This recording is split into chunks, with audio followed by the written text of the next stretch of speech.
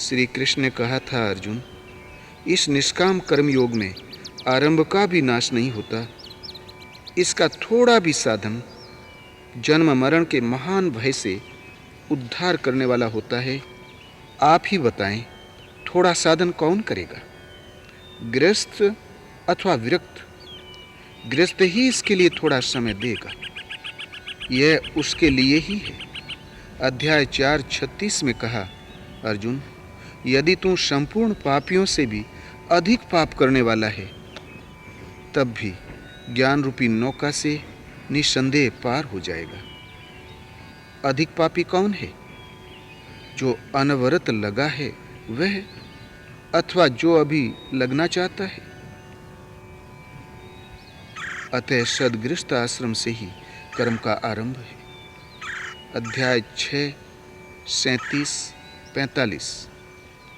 अर्जुन ने पूछा, भगवान, शिथिल प्रयत्न वाला श्रद्धावान पुरुष परम गति को न पाकर किस दुर्गति को प्राप्त होता है? श्री कृष्ण ने कहा, अर्जुन, योग से चलायमान हुए शिथिल प्रयत्न वाले पुरुष का कभी विनाश नहीं होता। वह योग भ्रष्ट श्रीमानो शुचि नाम श्रीमताम गे है।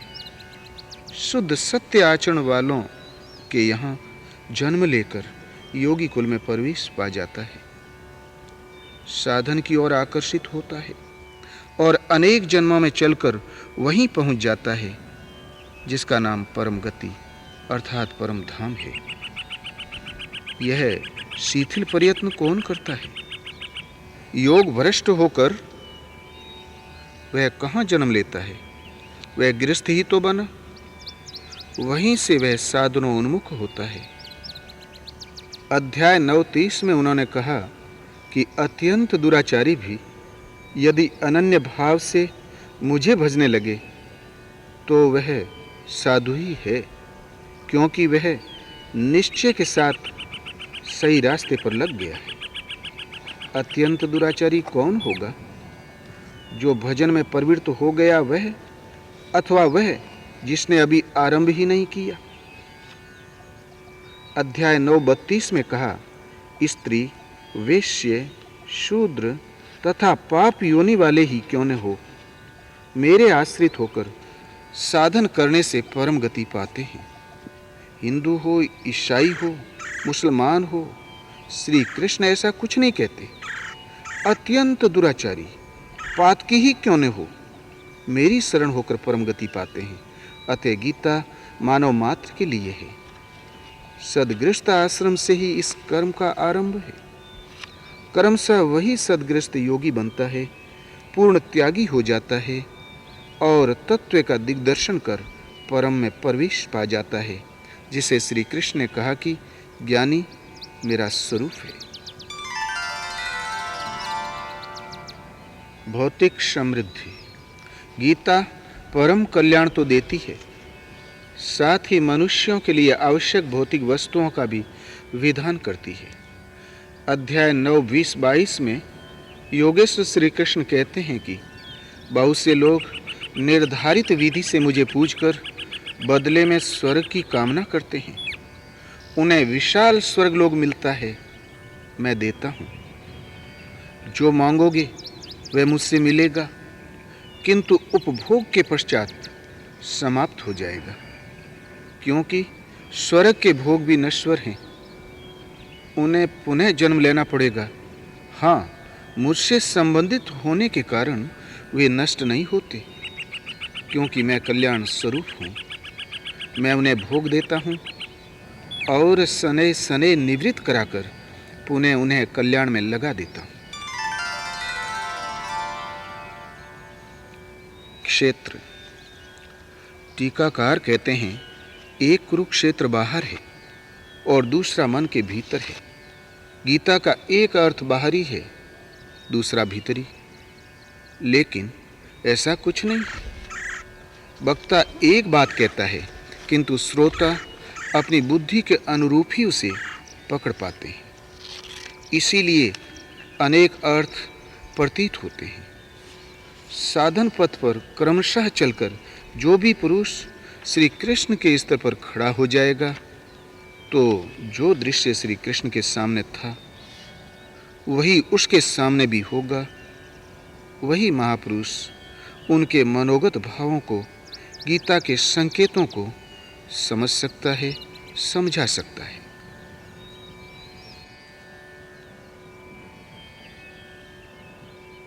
गीता का एक भी श्लोक बाहर का चित्रण नहीं करता। खाना, पहनना, रहना आप जानते ही हैं। रहन सहन, मान्यता, लोक रीति और नीति में देश काल और परिस्थितियों के अनुकूल परिवर्तन प्रकृति की देन है। इसमें श्री कृष्ण आपको कौन सी व्यवस्था दें? कहीं लड़कियों का बाहुल्य है, बहुविवाह होते हैं, तो कहीं उनकी संख्या कम है, कई भाइयों के बीच एक पत्नी रह लेती है। इसमें श्री कृष्ण कौन सी व्यवस्था दें? द्वितीय विश्व युद्ध के पश्चात जापान में जनसंख्या की कमी समस्या बन गई, तो 30 बच्चों को जन्म देने वाली एक महिला को मदरलैंड, देश की माता की उपाधि से सम्मानित किया गया। वैदिक कालीन भारत में पहले 10 संतान उत्पन्न करने का विधान था। अब 1 या 2 बच्चे होते हैं घर में अच्छे। नारा लग रहा है, कदाचित वे न रहें तो देश के लिए चिंता का विषय नहीं, समस्या का हल ही होता है। श्री कृष्ण इसमें कौन सी व्यवस्था दें?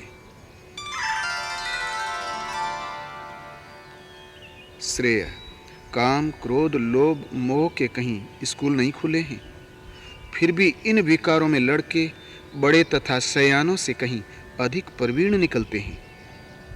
इसमें श्री कृष्ण क्या शिक्षा दें? ये सब तो प्रकृति द्वारा स्वचालित है। कभी वेद पढ़ाए जाते थे, धनुर्वेद गदा युद्ध सिखाया जाता था।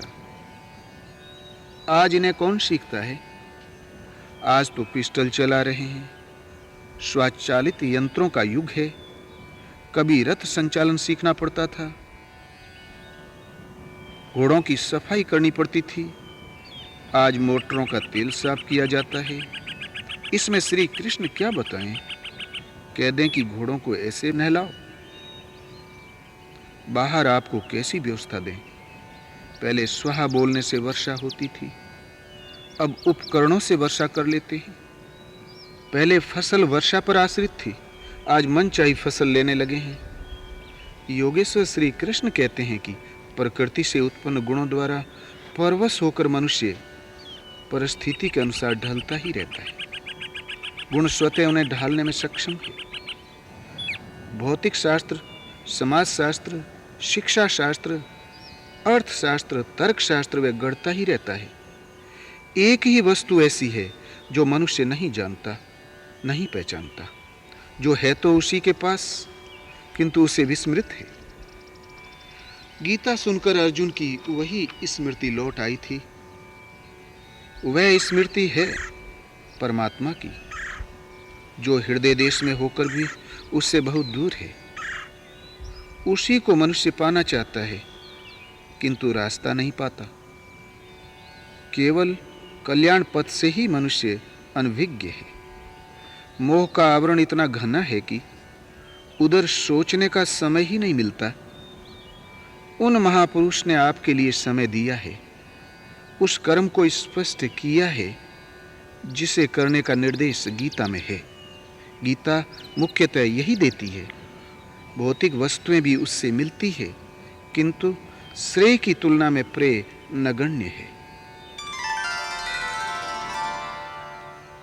योग प्रदाता योगेश्वर श्री कृष्ण के अनुसार कल्याण पथ की जानकारी, उसका साधन और उसकी प्राप्ति सद्गुरु से होती है।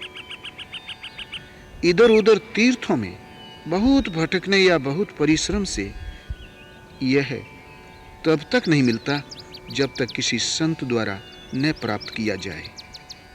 अध्याय 3:34 में श्री कृष्ण ने कहा, अर्जुन, तू किसी तत्वदर्शी महापुरुष के पास जाकर भली प्रकार दंड प्रणाम कर, निष्कपट भाव से सेवा करके, प्रश्न करके उस ज्ञान को प्राप्त कर। प्राप्ति का एकमात्र उपाय है किसी महापुरुष का सानिध्य और उनकी सेवा उनके अनुसार चलकर योग की संसिद्धि काल में पाएगा।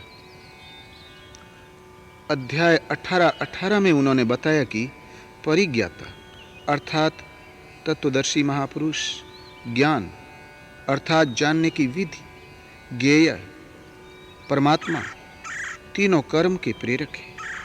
अतः श्री कृष्ण के अनुसार महापुरुष ही कर्म के माध्यम है, न कि केवल पुस्तक। किताब तो एक नुस्खा है। नुस्खा रटने से कोई निरोग नहीं होता, बल्कि उसे अमल में लाना है। नरक अध्याय 16 में आसुरी संपद का वर्णन करते हुए योगेश्वर श्री कृष्ण ने बताया कि अनेक प्रकार से भ्रमित चित्त वाले, मोह में फंसे आसुरी स्वभाव वाले मनुष्य अपवित्र नरक में गिरते हैं। प्रश्न स्वाभाविक है कि नरक है कैसा और किसे कहते हैं। इसी क्रम में स्पष्ट करते हैं कि मुझसे द्वेष रखने वाले नराधमों को मैं बारंबार आसुरी योनियों में गिराता हूँ, अजस्र आसुरी योनियों में गिराता हूँ। यही नरक है। इस नरक का द्वार क्या है? उन्होंने बताया कि काम, क्रोध और लोभ नरक के 3 द्वार हैं, जिनमें आसुरी संपद गठित होती है। अतः बारंबार कीट, पतंग, पशु इत्यादि योनियों में आना ही नरक है। पिंडदान।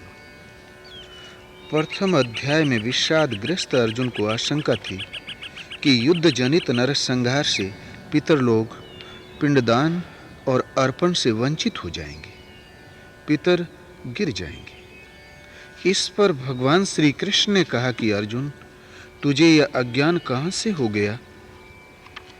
पिंडोदक क्रिया को योगेश्वर ने अज्ञान कहा और बताया कि जिस प्रकार जीर्ण शीर्ण वस्त्र को त्याग कर मनुष्य नया वस्त्र धारण कर लेता है, ठीक इसी प्रकार यह आत्मा जीर्ण शरीर को छोड़कर तत्काल शरीर रूपी नवीन वस्त्र को ग्रहण कर लेता है। यहाँ शरीर मात्र एक वस्त्र है, और जब आत्मा ने केवल वस्त्र बदला, वह मरा नहीं, नश्वर शरीर को ही बदला है, उसकी व्यवस्थाएं पूर्ववत है।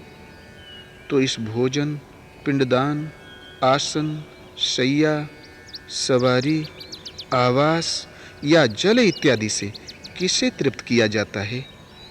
यही कारण है कि योगेश्वर ने इसे अज्ञान कहा।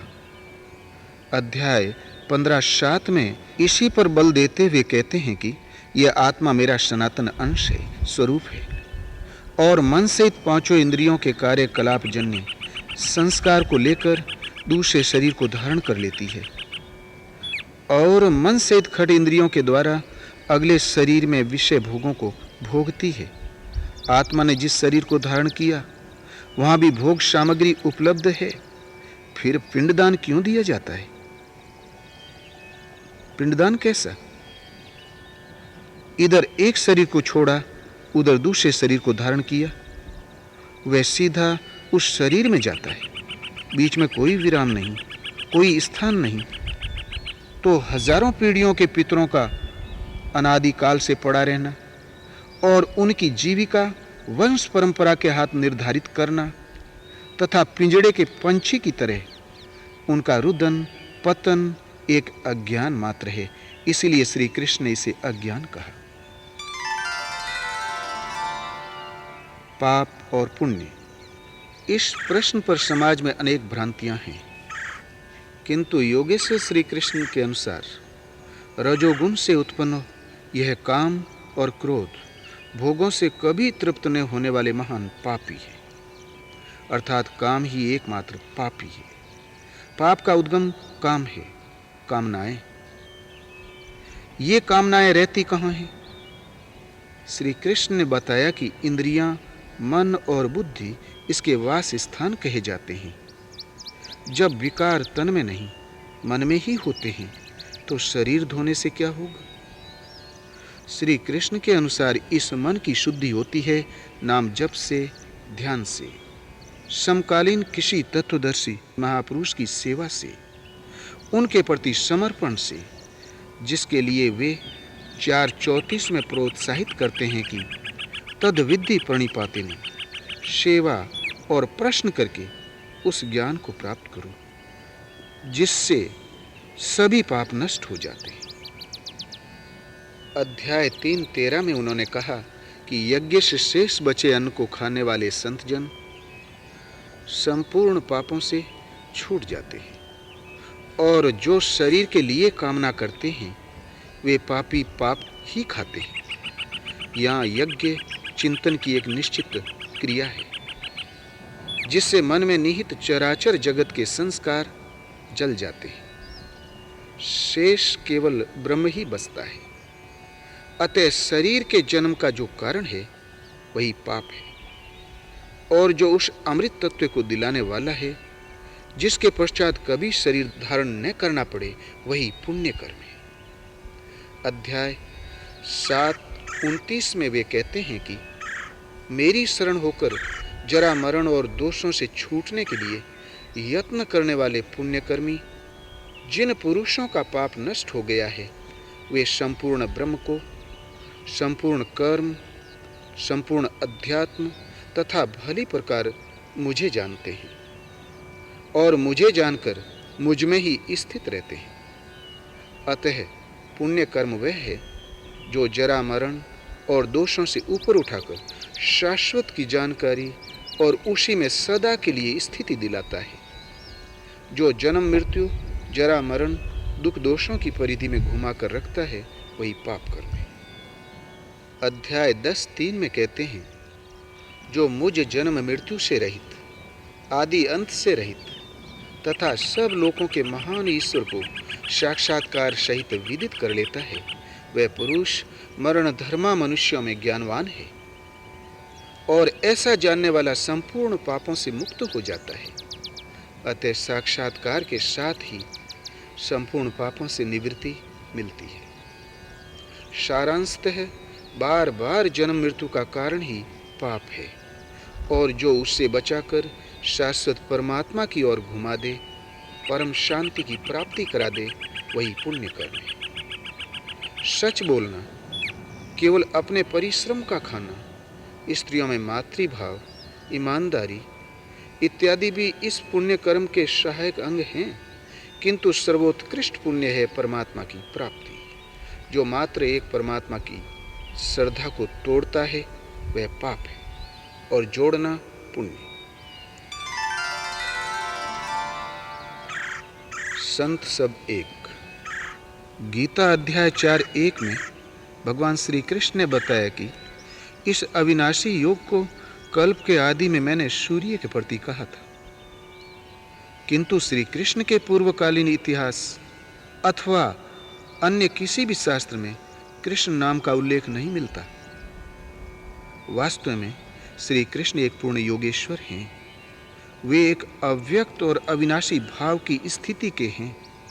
जब कभी परमात्मा से मिलाने वाली क्रिया अर्थात योग का सूत्रपात किया गया तो इसी स्थिति वाले किसी महापुरुष ने किया, चाहे वे राम हों या ऋषि जरथुस्ती क्यों न रहे हों, चाहे ऋषभ हों।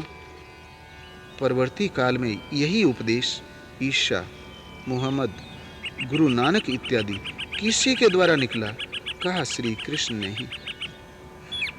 अतः सभी महापुरुष एक ही हैं। सब के सब एक ही बिंदु का स्पर्श कर एक ही स्वरूप को पाते हैं। ये पद एक इकाई है। अनेक पुरुष इस पथ पर चलेंगे, लेकिन जब पाएंगे एक ही पद को पाएंगे। ऐसी अवस्था को प्राप्त संत का शरीर एक मकान मात्र रह जाता है। वे शुद्ध आत्मा स्वरूप हैं। ऐसी स्थिति वालों ने कभी कुछ कहा तो एक योगेश्वर ने ही कहा। संत कहीं न कहीं तो जन्म लेता ही है, पूर्व अथवा पश्चिम में, श्याम अथवा श्वेत परिवार में, पूर्व प्रचलित किन्हीं धर्मावलंबियों के बीच अथवा अबोध कबीलों में, सामान्य जीवन जीने वाले गरीब अथवा अमीरों में। जन्म लेकर भी संत उनकी परंपरा वाला नहीं होता। वह तो अपने लक्ष्य परमात्मा को पकड़कर स्वरूप की ओर अग्रसर हो जाता है, वही हो जाता है। उनके उपदेशों में जाति पाति, वर्ग भेद और अमीर गरीब की दीवारें नहीं रहती हैं। यहां तक कि उनकी दृष्टि में नर मादा का भेद भी नहीं रह जाता। देखें गीता 15:16, द्वाभिमो पुरुषो लोके।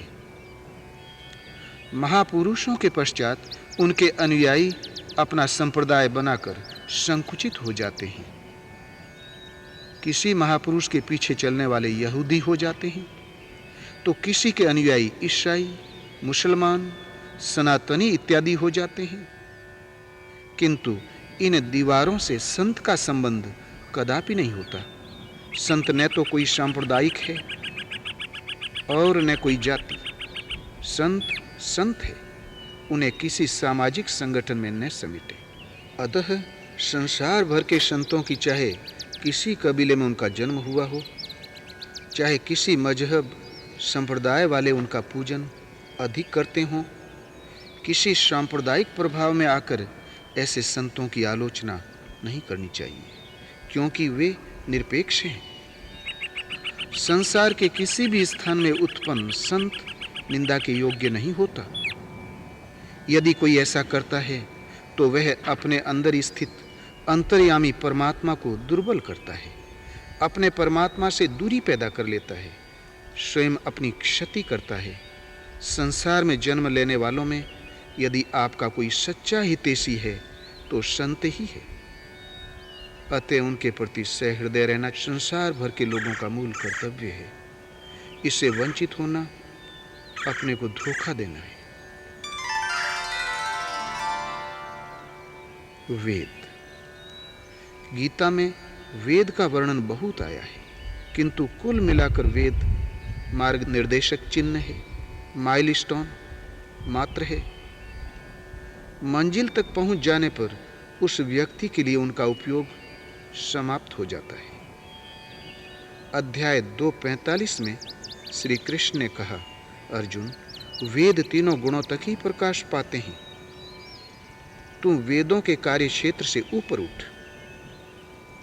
अध्याय 2:46 में कहा, सब ओर से परिपूर्ण स्वच्छ जलाशय प्राप्त होने पर छोटे जलाशयों से मनुष्य का जितना प्रयोजन रह जाता है, अच्छी प्रकार ब्रह्म के ज्ञाता महापुरुष अर्थात ब्राह्मणों का वेदों से उतना ही प्रयोजन रह जाता है। किंतु दूसरों के लिए तो उनका उपयोग है। अध्याय 8:28 में कहा, अर्जुन, मुझे तत्व से भली भांति जान लेने पर योगी वेद, यज्ञ, तप, दान इत्यादि के पुण्य फलों को पार कर सनातन पद को प्राप्त हो जाता है। अर्थात जब तक वेद जीवित है, यज्ञ करना शेष है, तब तक सनातन पद की प्राप्ति नहीं है। अध्याय 15:1 में बताया, ऊपर परमात्मा ही जिसका मूल है, नीचे कीट पतंग पर्यंत प्रकृति जिसकी शाखा पर शाखा है। संसार ऐसा पीपल का एक अविनाशी वृक्ष है। जो इसे मूल सहित जानता है वह वेद का ज्ञाता है। इस जानकारी का स्रोत महापुरुष है, उनके द्वारा निर्दिष्ट भजन है। पुस्तक या पाठशाला भी उन्हीं की ओर प्रेरित करते हैं। ओम। श्री कृष्ण के निर्देशन में ओम के जप का विधान पाया जाता है। अध्याय 7-8 ओंकार मैं हूँ। 8:13 ओम को जप और मेरा चिंतन कर। अध्याय 9-17 जानने योग्य पवित्र ओंकार मैं हूँ। अध्याय 10-33 अक्षरों में आकार मैं हूँ। 10-25 वचनों में एक अक्षर मैं हूँ। अध्याय 17-23 ओम तत् और सत ब्रह्म का परिचायक है। 17-24 यज्ञ, दान और तप की क्रियाएं ओम से ही प्रारंभ होती है। अतः श्री कृष्ण के अनुसार ओम का जप नितांत आवश्यक है, जिसकी विधि किसी अनुभवी महापुरुष से सीखे। महापुरुष बाह्य तथा आंतरिक व्यवहारिक तथा आध्यात्मिक, लोक रीति और यथार्थ वेद रीति दोनों की जानकारी रखता है। यही कारण है कि समस्त समाज को महापुरुषों ने रहन सहन का भी विधान बताया और एक मर्यादित व्यवस्था दी। वशिष्ठ, शुक्राचार्य, स्वयं योगेश्वर श्री कृष्ण, महात्मा बुद्ध, मूसा, ईसा, मोहम्मद, रामदास, दयानंद, गुरु गोविंद सिंह इत्यादि सहस्रों महापुरुषों ने ऐसा किया, किंतु ये व्यवस्थाएं सामयिक होती हैं। पीड़ित समाज को भौतिक वस्तु प्रदान करना यथार्थ नहीं है। भौतिक उलझनें क्षणिक है, शाश्वत नहीं, इसलिए उनका हल भी तत्सामयिक होता है, सदैव नहीं। उसे चिरंतन व्यवस्था के रूप में ग्रहण नहीं किया जा सकता। व्यवस्थाकार सामाजिक विकृतियों को महापुरुष सुलझाया करते हैं। यदि इन्हें न सुलझाया जाए तो ज्ञान वैराग्य जनित परम की साधना कौन सुनेगा। व्यक्ति जिस वातावरण में फंसा है उसे वहां से हटाकर यथार्थ को जानने की स्थिति में लाने के लिए अनेकानेक प्रलोभन दिए जाते हैं। एतदर्थ महापुरुष जिन शब्दों का प्रयोग करते हैं, कोई व्यवस्था देते हैं, वह धर्म नहीं है। उससे 100-200 साल की व्यवस्था मिलती है, 400-600 साल के लिए उदाहरण बन जाता है और 1000-2000 वर्ष में वह सामाजिक आविष्कार नवीन परिस्थितियों और आविष्कारों के साथ साथ निष्प्राण हो जाता है। इसी प्रकार योगेश्वर श्री कृष्ण ने उस समय के समाज को समेत व्यवस्थित किया, जिसका उल्लेख महाभारत, भागवत इत्यादि ग्रंथों में है। साथ ही इन ग्रंथों में उन्होंने यथार्थ का भी यत्र तत्र चित्रण किया। परम कल्याणकारी साधना और भौतिक व्यवस्थाओं के निर्देश को एक में मिला देने से समाज तत्व निर्णायक क्रम को पूरा नहीं समझ पाता। भौतिक व्यवस्थाओं को वह ज्यों का त्यों बल्कि बढ़ा चढ़ाकर ग्रहण करता है, क्योंकि वह भौतिक है। महापुरुष ने कहा, ऐसा कहकर इन व्यवस्थाओं के लिए महापुरुषों की दुहाई भी देते हैं। वे महापुरुष की वास्तविक क्रिया को तोड़ मरोड़ कर उसे भ्रामक बना देते हैं। वेद, रामायण, महाभारत, बाइबिल, कुरान सब के प्रति पूर्वाग्रह युक्त धूमिल धारणाएं शेष हैं। गीता मनुष्य मात्र के लिए। पतंजलि इत्यादि अनेक महापुरुषों ने परम श्रेय की यथार्थ विधि को सामाजिक व्यवस्था से हटाकर अलग प्रस्तुत किया।